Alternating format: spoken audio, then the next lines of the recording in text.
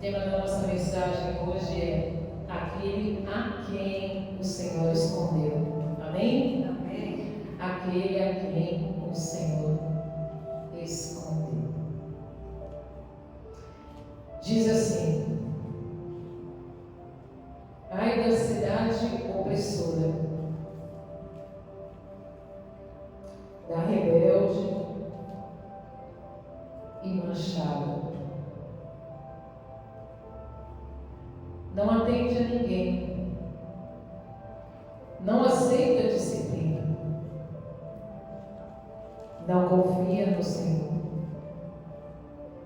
nem se aproxima do seu Deus. Os príncipes são leões, rugidores no meio delas. Os seus juízes são lobos do cair da noite, que não deixam os ossos para serem roídos no dia seguinte. Os seus profetas são levianos, homens pérfidos. Os seus sacerdotes profanam o santuário e violam a lei. O Senhor é justo no meio dela. Ele não comete iniquidade. Manhã após manhã traz dele o seu juízo à luz. Não falha, mas o iníquo não conhece a vergonha. Amém? Amém. Senhor, obrigado por essa palavra, Senhor. Toma minha vida, Pai, em nome de Jesus. E que agora, Senhor, todos aqui estejam com a mente cativas em Ti, Senhor. Para que o Senhor venha revelar o Teu querer para cada um aqui, Senhor. A Tua palavra que é viva e que é eficaz. Revela-te sobre nós, em nome de Jesus. Então, Sofonias,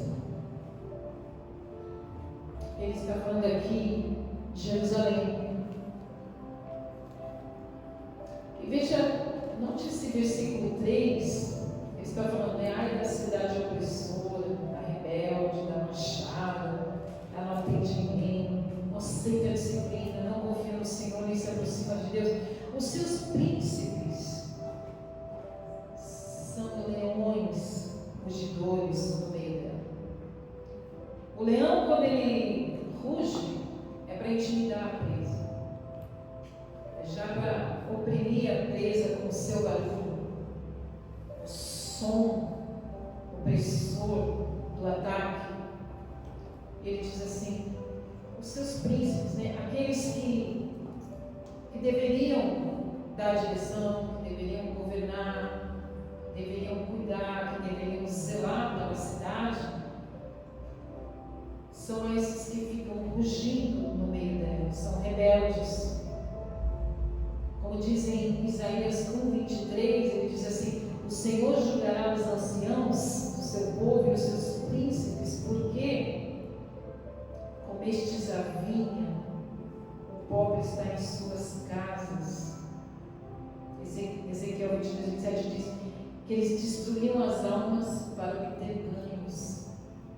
Então os príncipes, quer dizer, que eles roubavam, intimidavam as pessoas com medo, intimidavam as pessoas com as suas governanças, sem verdadeiramente serem justos. Eram como ladrões. E os seus juízes são lobos ao cair da noite. Lobos ao cair da noite é quando vem as trevas, quando vem a dificuldade, quando estamos no escuro, quando estamos mais fracos, não é? Vem a noite, ao cair da noite os lobos atacam. Esses são os juízes dessa cidade, que deveriam justamente fazer com que a lei fosse cumprida, defender a cidade, defender os cidadãos. E ele diz assim, que eles não deixam os ossos para serem moídos no dia seguinte, ou seja, eles destroem os ossos, os lobos. Comem tudo. Quem sabe o que é que tem dentro do osso? Que muita gente come e acha gostoso. É o tal do tutano. E o tutano nada mais é do que a medula óssea. E o que contém na medula óssea? A produção do sangue. Ela oxigena o sangue. Ela produz as hemácias, os leucócitos, as plaquetas que defendem o organismo. A vida está no sangue, amém? Amém. Justamente os lobos, que são juízes, vão para destruir a vida do sangue. Diz que os profetas são levianos. Os profetas, então, tanto a área civil quanto a área religiosa está caótica, está uma desgraça. Os seus profetas são levianos, homens pérfidos, que quer dizer desleais, traiçoeiros, falsos. Os seus sacerdotes profanam, ou seja, tratam aquilo que é sagrado como algo comum. Eles profanam a lei, profanam e violam a lei, o santuário. Mas o Senhor é justo e está no meio dela. Mesmo com todo este caos, o Senhor é justo e está no meio dela. Quando você olha para Sofonias, parece muito atual, né? No Brasil. Juízes como lobos, governantes que deveriam defender os cidadãos, não defendem, roubam, são corruptos. Juízes que colocam leis para beneficiar apenas a eles. Não tem nada de semelhante hoje aqui? Ou sou eu que vejo semelhança? Semelhança na nação brasileira atual. Quando nós olhamos, e o pior é que nós olhamos para alguns profetas levianos, alguns sacerdotes também pérfidos, desleais e traiçoeiros. Em todos os lados que nós andamos, tanto na área civil quanto na área religiosa, Jerusalém estava uma cidade opressora, rebelde e manchada. Assim como nós também, muitas vezes, estamos dessa forma. Mas o Senhor está no meio dela. O Senhor é aquele que não nos deixa, não nos abandona. O Senhor levanta esse profeta Sofonias para trazer uma mensagem de juízo, de disciplina, não de castigo, amém? Porque o Senhor, Ele disciplina, Ele corrige ao filho que ama. Deus não é castigador, o mal não está nele. Mas Deus às vezes prefere nos ver chorando em correção junto dele, do que nos ver sorrindo, perdidos. Amém? O pai e a mãe faz isso com o filho, não é verdade? Esse é o nosso Pai. E esse é o nosso Senhor, que Ele continua no meio desta cidade que justamente o esqueceu, o desrespeito. Esta cidade que está em corrupção, em idolatria, em apostasia, deixou o Senhor de lado. Nós, para termos uma ideia, o livro da lei não estava no santuário. Eles nem se lembravam do livro da lei. Eles foram se lembrar na reforma de Josias, porque Sofonias é na época de Josias, o rei Josias de Judá, que fez a reforma, e ele encontrou numa limpeza, um servo encontrou o livro da lei.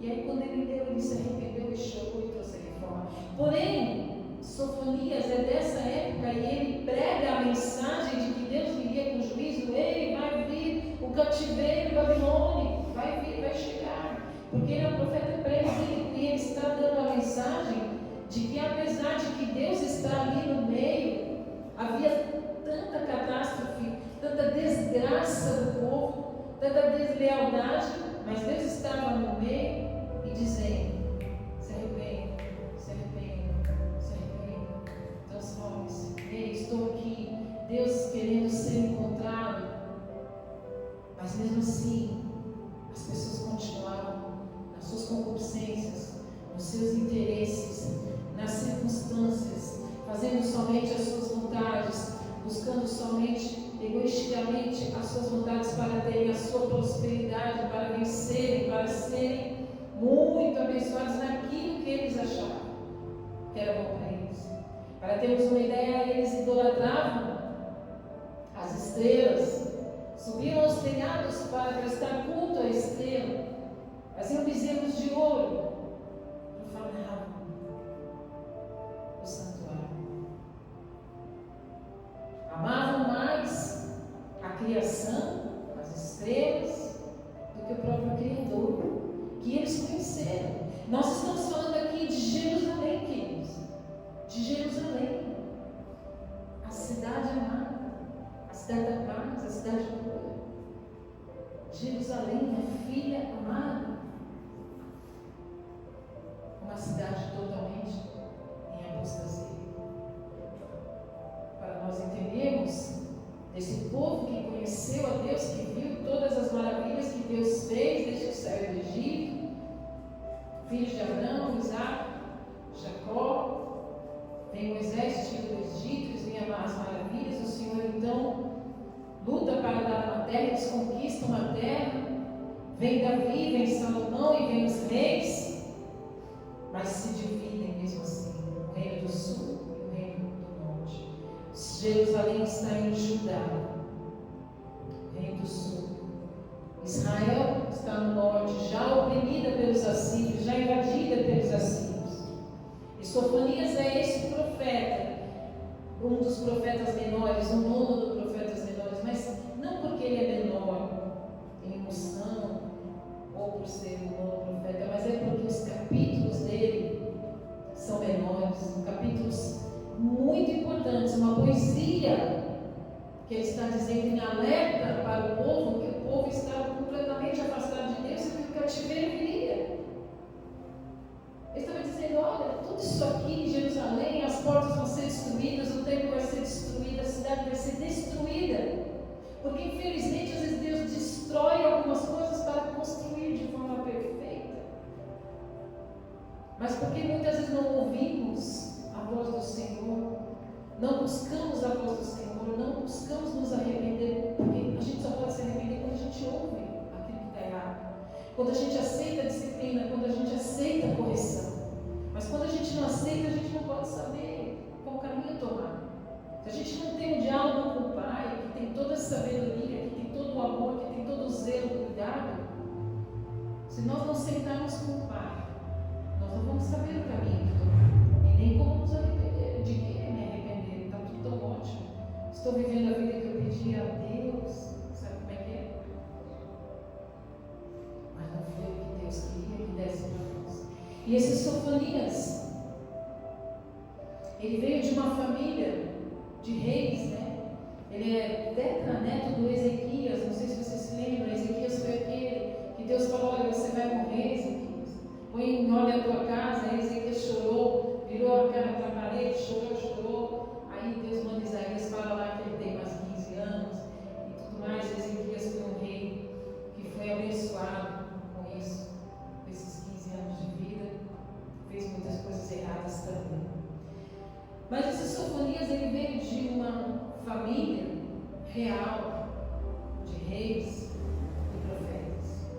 Né? A gente é chamado também do profeta palaciano. Ele viveu neste meio. Ele conhecia bem este meio, tanto civil quanto religioso. Ele sabia bem como é que as coisas aconteciam. Mas Deus levanta Sofonias porque sabia que o coração dele era diferente. E sabe por quê? O nome dele.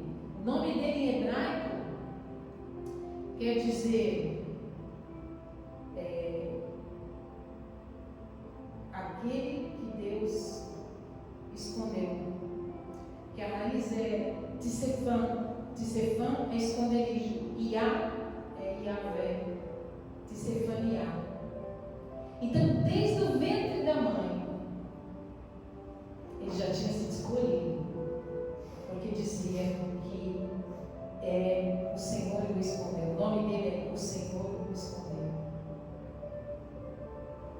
Tem vezes que Deus nos esconde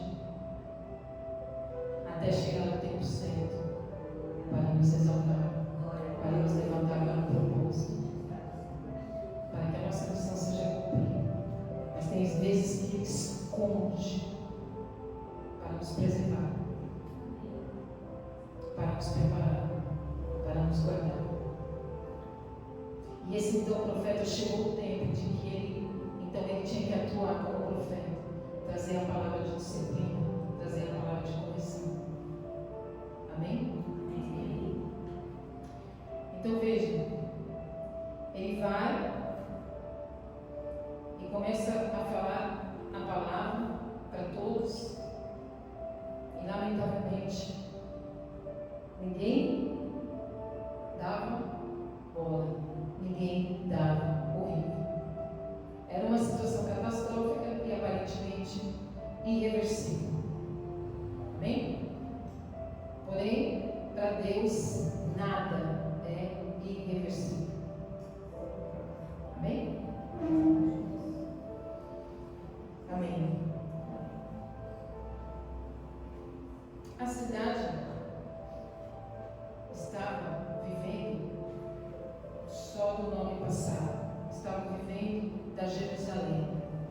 A Jerusalém amada, a Jerusalém desejada pelo Senhor. Amém?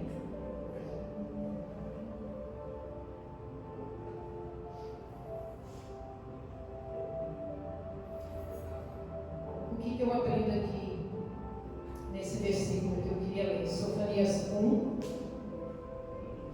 18. Diz assim a palavra: nem a sua prata, nem o seu ouro os poderão livrar no dia da indignação do Senhor, mas pelo fogo do seu zelo a terra será consumida, porque certamente fará destruição total e repentina de todos os moradores da terra. O que ele estava dizendo? Que não importava se você tinha dinheiro, se você tinha posses. Às vezes a gente confia, né? De que a gente tem toda a condição para viver momentos difíceis, para viver catástrofes como eles iam viver. O dinheiro ali não ia salvar nenhum deles do cativeiro. Deus estava dizendo: olha, não importa o que você tem, todos irão para a Babilônia.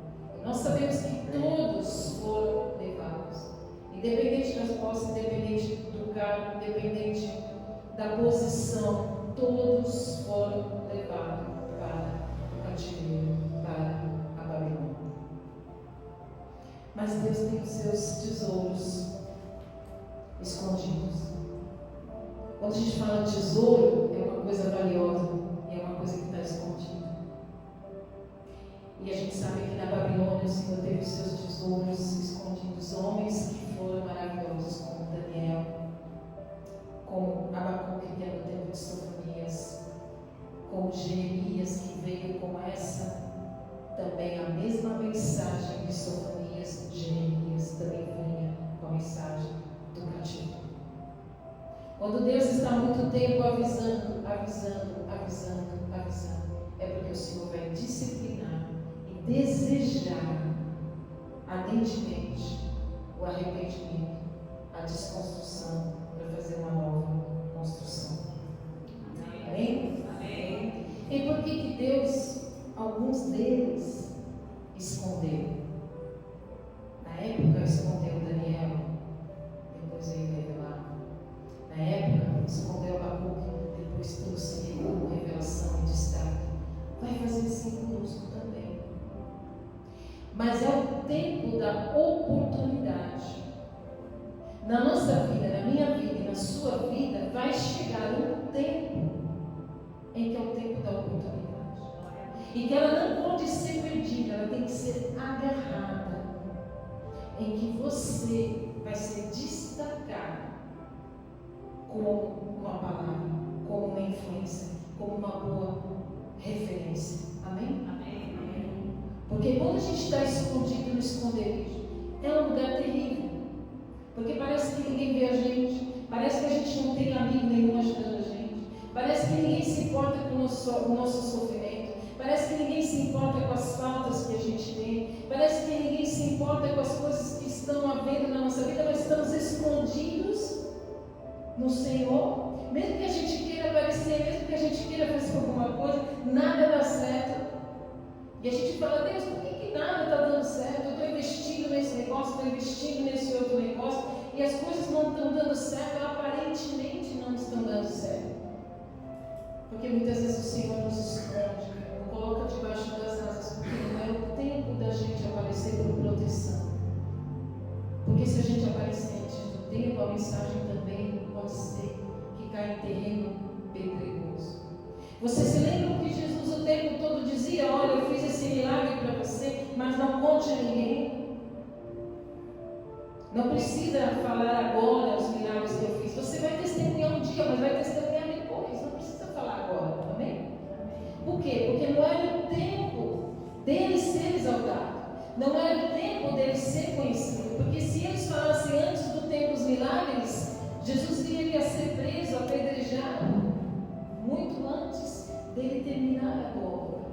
Então o Senhor começou uma boa obra na minha e na sua vida, e Ele tem um tempo para que as coisas cresçam. Ele te prepara no esconderijo dele, Ele te renova no esconderijo dele, Ele te transforma no esconderijo dele, Ele te derrama sabedoria, Ele te derrama força, Ele começa a trabalhar na sua fé, Ele começa a trabalhar na sua resistência. Você começa a ficar resistente, você começa a ter discernimento das lutas, você começa a entender quem são e quem não são de Deus, você começa a entender qual é o caminho que você tem que seguir, aonde que você tem que investir, aonde que você tem que aplicar, o que você tem que estudar, qual é o seu dom, qual é aquilo que Deus te chamou para fazer. É no esconderijo que Deus vai revelar. Mas não pense que você está sozinho, porque no esconderijo a gente parece que não está acontecendo nada. É ruim, mas é para Deus te preservar, para Deus não te deixar ser precipitado e tolo, para você não ser envergonhado. E nesse esconderijo você está conectado o tempo todo, conectado com Deus, conectado na seiva da videira verdadeira, escondido no seu íntimo. Porque quando você está escondido em Deus, você tem intimidade com Ele, com mais ninguém. Você não consegue conversar com as pessoas parecem que não te entendem, parece que só você está entendendo as coisas, né? Mas você ali está conversando com Deus e Deus está conversando com você. Sofonias foi esse que Deus escondeu. E Deus te escondeu muitas vezes. Pode ser que você esteja neste momento em que Deus te escondeu e que até hoje você parece que está perdido, não sabe para onde vai e o que fazer. Mas Deus te escondeu para algo importante na sua vida, porque todo mundo tem um chamado importante e um momento importante e um dia da oportunidade. Tem o dia da oportunidade em que Ele vai te usar como referência para alguém. Porque Sofonias, ele escreveu um livro tão pequeno, mas a mensagem dele foi tão forte, tão valiosa, que ele deixou um legado. E a mensagem dele esteve então no cano da Bíblia, dizendo: olha, arrependam-se de como vocês estão andando, arrependam-se desse caminho falso, desse caminho que não leva a nada, desse caminho que é uma prosperidade aparente, mas é transitória. E Deus tem prosperidade eterna. Então é esse caminho, justamente esse caminho, que Ele deseja que você encontre nesse esconderijo, nesse tempo, porque está chegando o tempo da oportunidade para todos. O avivamento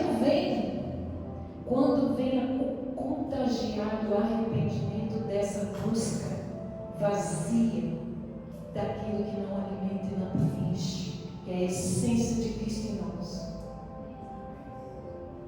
Porque quando eles foram para o cativeiro, muitos morreram sem entender, porque não estavam conectados no esconderijo, na ceia.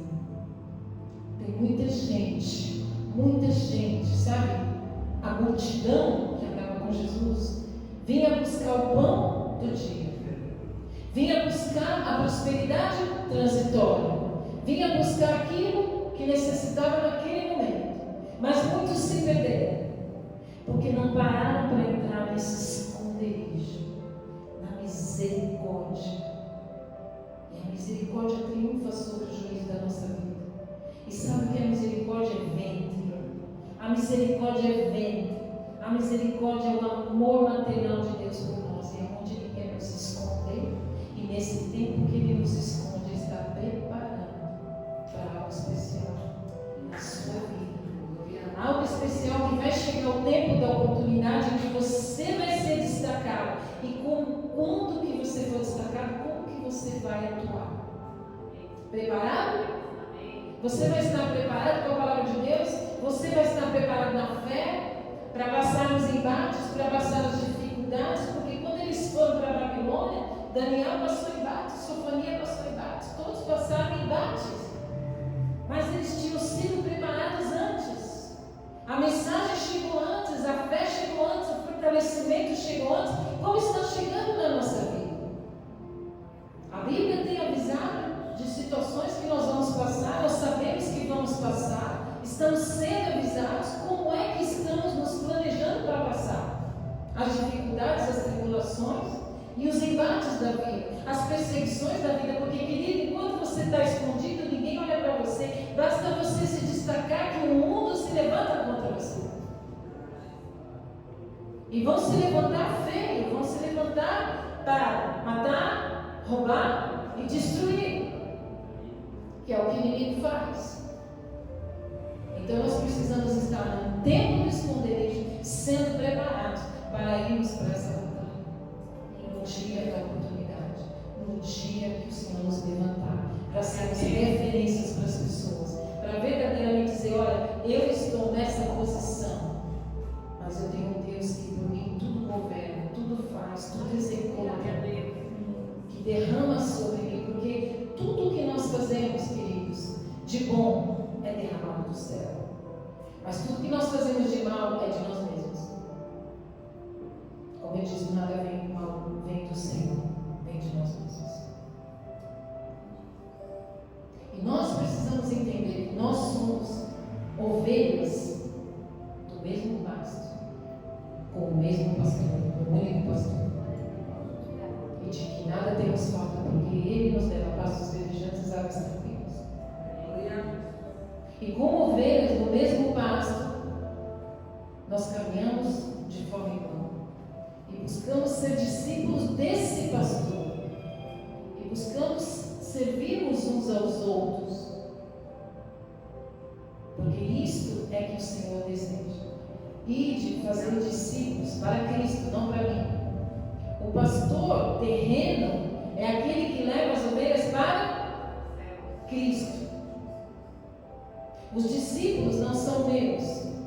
Os discípulos são do Senhor. O pastor serve, o pastor na terra serve.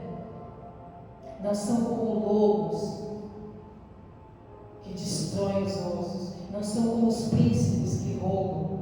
Não são como os sacerdotes que esquecem a lei e fazem as suas liturgias ao seu léu, da maneira que querem, da maneira que inventam, não como a Bíblia, não como o Evangelho. E hoje nós vamos encontrar muitos disso lá fora. Lobos, maus sacerdotes, maus pastores, maus líderes. E você está preparado? Está no esconderijo? Está sendo preparado para caminhar no verdadeiro caminho que Deus deseja? Confiando nas posses? Buscando posses? Ou buscando a palavra que estava perdida? Porque muitas vezes nas nossas casas a Bíblia está lá fechada, ninguém leu. A gente é capaz de louvar muitos hinos, cantar muitos hinos para o Senhor, pôr um hino no carro, pôr um hino em casa, cozinhar com um hino, caminhar na calçada, fazer caminhada com um hino. Mas a Bíblia continua fechada. E nós muitas vezes não estamos nesses esconderijos sendo alimentados. Estamos com o nosso coração fechado. E Deus está dizendo: eu quero que você fique no meu esconderijo sendo alimentado o tempo todo, porque eu quero prover para você coisas extraordinárias, coisas grandes, coisas firmes que não sabes, para que você seja grande na terra, porque todos os filhos do Senhor são para ser grandes na terra. Se a igreja soubesse o poder que ela tem, a igreja já tinha prosperado, já tinha arrebentado toda essa problemática de juízes corruptos, de líderes corruptos,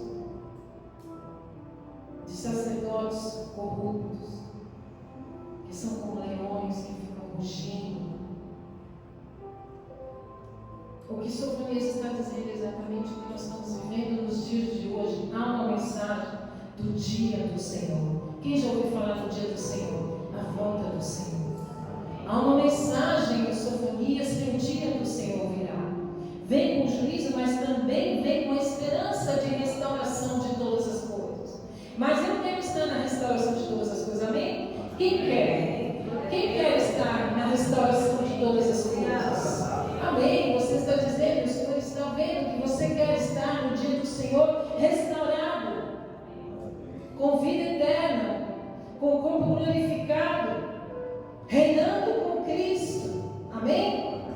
Então nós temos que buscar não as coisas transitórias, mas as coisas eternas. E enquanto a gente está nesse esconderijo, Deus está trabalhando em atitude, está trabalhando com vocês, está trabalhando que vocês estejam fundamentados numa fé, entendendo a restauração que Deus está fazendo conosco, a transformação que Deus está fazendo conosco, e que é preciso confiança naquilo que Ele está fazendo conosco. Porque toda vez que a gente vai com a onda, né, na dúvida, a gente é levado para todo vento de doutrina, a gente não se mantém alimentado no esconderijo. E só coloca no esconderijo Deus quem é valioso, quem tem valor. Quem tem valor. Você não esconde um tesouro se não tiver valor. Ninguém tem na caixinha de joias, folhas. A gente vai ter na caixinha de joias. E Deus nos coloca nessa caixinha de joias, como Sofonias, que foi um homem que ele escondeu e levantou no tempo certo, no tempo da oportunidade, no dia da oportunidade, para que ele fizesse a diferença e ele fosse poupado. Deus te esconde porque Ele conhece teu coração, conhece teu coração sério, teu coração fiel, teu coração bondoso, teu coração generoso, teu coração cheio de amor, de graça. Deus te esconde porque conhece o teu coração. E Ele quer transformar e te fazer forte, sem medo da batalha, confiante nele, não confiante nas coisas. Porque a gente começa a ser como a onda do mar e começa a duvidar, e a gente começa a ir para lá, começa a ir para cá, começa a ir para lá, e começa a brigar lá, e não firma no propósito que Deus tem. Deus tem propósito para a tua vida, mas é um propósito muito além do que você pode pensar e imaginar. É um propósito muito maior. Você já imaginou Deus te levantar no seu trabalho para você ser aquele que vai fazer a diferença?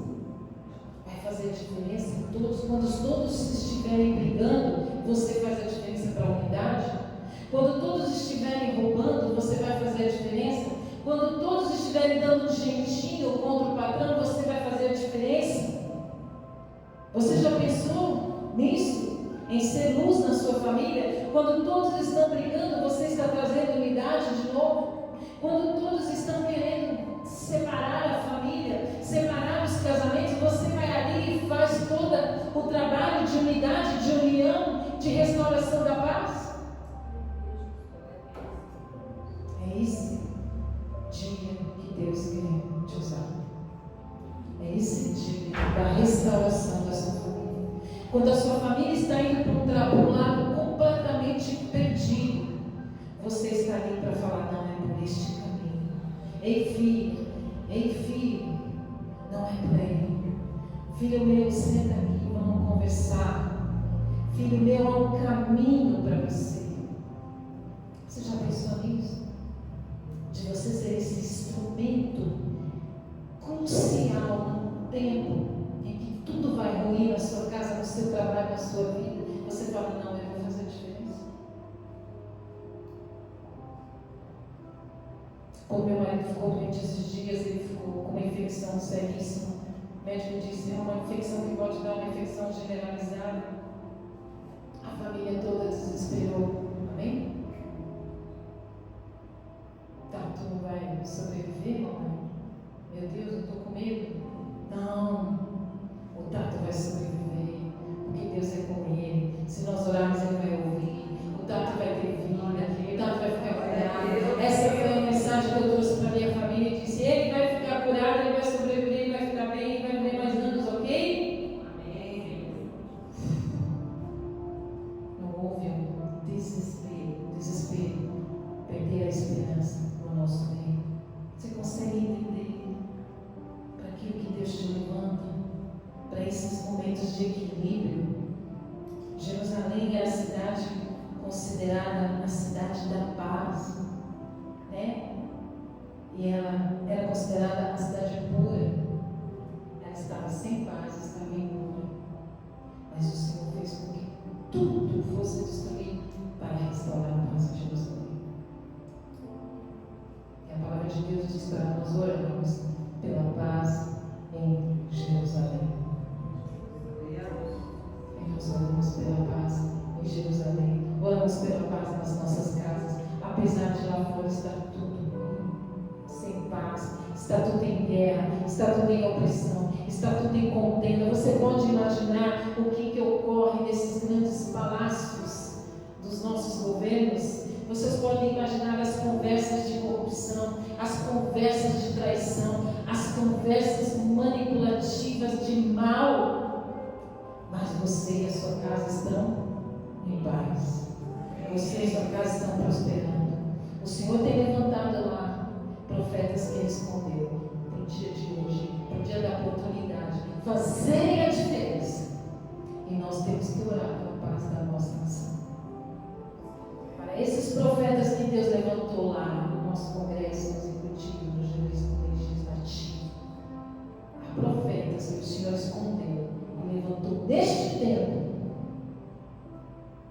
para mostrar a corrupção, o pecado, o desvio, e falar: o Senhor vai entrar no tempo certo.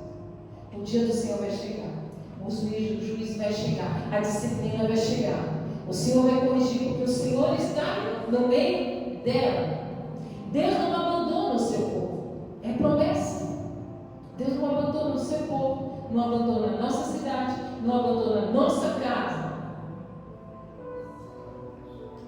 Então, todo esse caos que você vê lá em cima, o Senhor levantou profetas lá. Ele levantou profetas aqui para orar, para interceder. Amém? Amém. Pela paz na nossa nação, pela paz na nossa cidade, pela paz na nossa casa. Queridos, nós precisamos ter a nossa mente entendendo que nós somos a parte do corpo de Cristo. Nós somos a essência do corpo de Cristo, uma centelha pequena que Deus nos escolheu para fazermos a diferença em oração. Se nós orarmos e buscarmos, o Senhor nos atende. Se nós orarmos por tudo, o Senhor nos atende. Esse é um legado que foi falado muito lá em São Paulo, e eu queria que vocês recebessem isso aqui, aí a church daqui, recebesse esse legado da fé, recebesse esse legado de oração o tempo todo, orarmos por tudo. Porque quando nós oramos por tudo e temos isso enraizado na nossa vida, toda a nossa vida faz a diferença. Porque um cristão que não vive em oração não é cristão. Porque a forma de nós nos comunicarmos é a graça que me muda, é a graça que me transforma, é a graça que me serviremos ao Senhor como? Orando por tudo, em tudo, colocando diante do Senhor. Porque quem ora em tudo não consegue andar em pecado. Amém? Se você for orar por tudo, se você buscar o Espírito Santo em tudo, você não consegue andar na corrupção, andar na traição, andar na maledicência, andar na inveja, andar puxando o tapete, andar dando jeitinho. Não é compatível. Do mesmo jarro não vai sair água salgada e doce. Ou somos salgados, ou somos doces. Entende? Nós precisamos ser transformados nessa visão de sermos profetas, de sermos sacerdotes, de sermos verdadeiramente ovelhas do Senhor, para servir o Senhor que é o nosso pastor, e de nada teremos falta. Nada teremos falta quando Ele for o verdadeiro pastor da minha vida e da sua vida. Amém? Então, é preciso ter coragem, é preciso ter ousadia para fazer a diferença. É preciso os embates. Sobre o aborto, é preciso posição. Nós somos cristãos, nós somos contra o aborto. É preciso posição. É preciso levantarmos a voz. É preciso falarmos. É preciso entrarmos no embate de sermos reverência. Amém? Você talvez esteja escondido nesse momento, como um tesouro no esconderijo do Altíssimo. Parece que nada está acontecendo, mas Deus vai te levantar no dia da oportunidade. E as oportunidades vão aparecer nos locais mais diferentes que você menos espera. Seja numa balsa, seja no ônibus, seja em qualquer lugar, seja no caixa do mercado, seja em qualquer lugar. O dia da oportunidade chega de você deixar um legado, deixar uma marca, deixar uma lembrança na vida de alguém. Quando você deixa uma marca, uma lembrança, você olha para uma pessoa, você lembra, fulano de tal, aquela mulher é de fé, aquele homem tem sabedoria, aquele pastor fala disso. Você é uma marca. Por onde você anda, você é uma marca que imprime nas pessoas um legado. A responsabilidade de quem você é muito importante daquilo que você está imprimindo nos seus amigos, no seu corpo de Cristo, na sua família, nos seus filhos. Qual marca você está imprimindo? De força, de coragem, de fé, de dignidade, de retidão. E isso vai ficar de geração para geração, de geração para geração. E quando você for lembrado, o que vão lembrar de você? Onde você passar, como vão lembrar de você? Homem de Deus, mulher de Deus, filho de Deus, filha de Deus. Homem que tem palavra de esperança, que tem palavra de sabedoria, mulher que tem esperança, que tem força, que tem coragem, que não joga a sujeira debaixo do tapete, mas que levanta o tapete para buscar a dracma perdida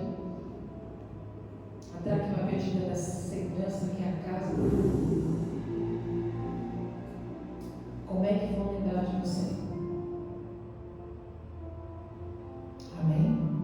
Como é que você quer ser lembrado? Quando a gente olha para o espelho, porque muitos de nós também não olhamos no espelho, mas precisamos olhar no espelho da alma e dizer qual a mensagem que eu estou passando, o que é que eu estou marcando. Porque um dia nós deixaremos esse mundo. Hoje nós temos visto tanta gente indo embora, se suicidando. Como vão ser lembrados? Fulano se suicidou. Lembra do fulano que se matou?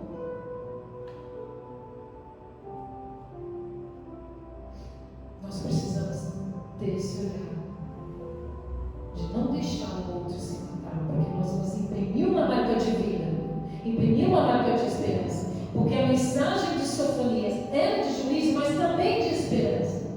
Porque havia um Deus no meio dela, da Jerusalém, havia um Deus que não desamparou, não deixou. Embora viesse todo esse caos, Deus estava no meio dela. Porque Deus está no nosso meio, Deus está no nosso meio, Deus está aqui, está na sua casa, está na sua vida. E Sofonias sempre tinha a mensagem de arrependimento e esperança. Jeremias, arrependimento e esperança. Desconstrução e construção. Amém? Você pode dar uma glória a Deus? Glória a Deus. Eu queria nesse momento que você ficasse de pé.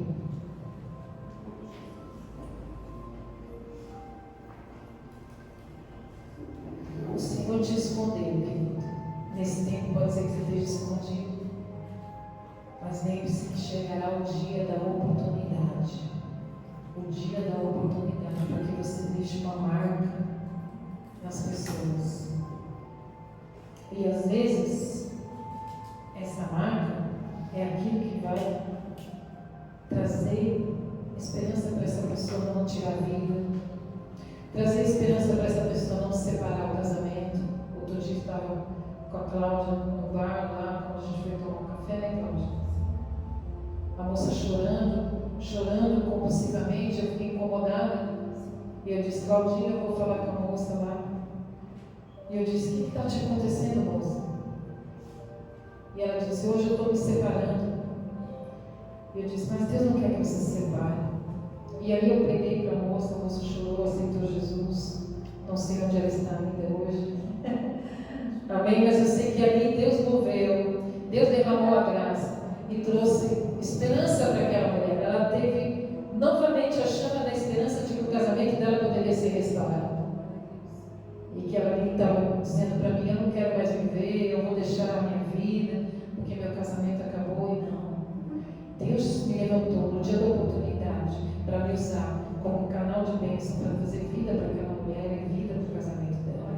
Se Deus me levantou, eu tenho fé para pensar, ela está restaurada no casamento. Então Deus vai fazer com você assim também, e ela vai lembrar de mim e vai falar, eu vou trazer memória aquilo que me dá esperança. Aquela mulher me falou de um Jesus que tem vida e restauração. Eu vou buscar esse Jesus. Em algum momento ela vai lembrar disso e a vida dela vai ser transformada. Amém? Então é isso que o Senhor está trazendo para você. O dia da oportunidade, que você vai fazer a diferença para uma pessoa, não tirar a vida, não separar, não deixar de viver, largar tudo. Eu vou sair daqui, eu vou largar tudo, eu não quero mais nada disso. Não vai, não precisa. Mamãe, o tanto vai morrer, isso vai ser terrível. Não pense nisso. Há um Deus que pode mudar toda a situação, nada é irreversível para o Senhor. Amém? Então nós somos essa boca de profeta, nós somos essa boca que traz a palavra de esperança e modifica toda a situação de maldição e bênção, ainda que haja muitas vezes desconstrução para ser construída. E se você estiver no momento da desconstrução, confia no Senhor que Ele vai reconstruir tudo de novo. Mas lembre-se que é na sua família, você é essa boca de profeta, você é essa boca de esperança, você é essa fortaleza, você é esse esteio, essa coluna que traz a sua família carregando a esperança. Amém? Levante sua mão. Senhor Deus e Pai, estamos aqui, Senhor, com a tua igreja, Senhor, que muitos estão escondidos, Pai. Escondidos como um tesouro, como vasos, Pai, vasos de honra para o Senhor. Enche esses vasos, Senhor, em nome de Jesus Cristo, Senhor. Em nome de Jesus, Senhor. Que eles possam, Senhor, se autoexaminar contigo nesse momento do esconderijo. E os vasos, Senhor, não deixa nenhuma racha. Senhor, não deixa nenhuma brecha, Senhor. Fecha essas brechas do vaso, Senhor. Nenhum vaso seco, Pai. Deixa os vasos cheios do teu óleo, do teu azeite. Vai derramando agora, Senhor, a unção. A unção, Senhor, que quebra todo jugo. A unção de força, a unção de ousadia, a unção de sabedoria, a unção de fé, a unção de coragem, a unção, Senhor, cada dia mais do ide, Pai, em nome de Jesus Cristo, Senhor, que eles venham receber agora essa unção, Senhor, que venha sobre a casa deles, de reconstrução, de restauração, de reconciliação, que haja reconciliação, Senhor. Pai, converte os corações dos filhos aos pais, dos pais aos filhos, Senhor. Converte, Senhor, a nossa família.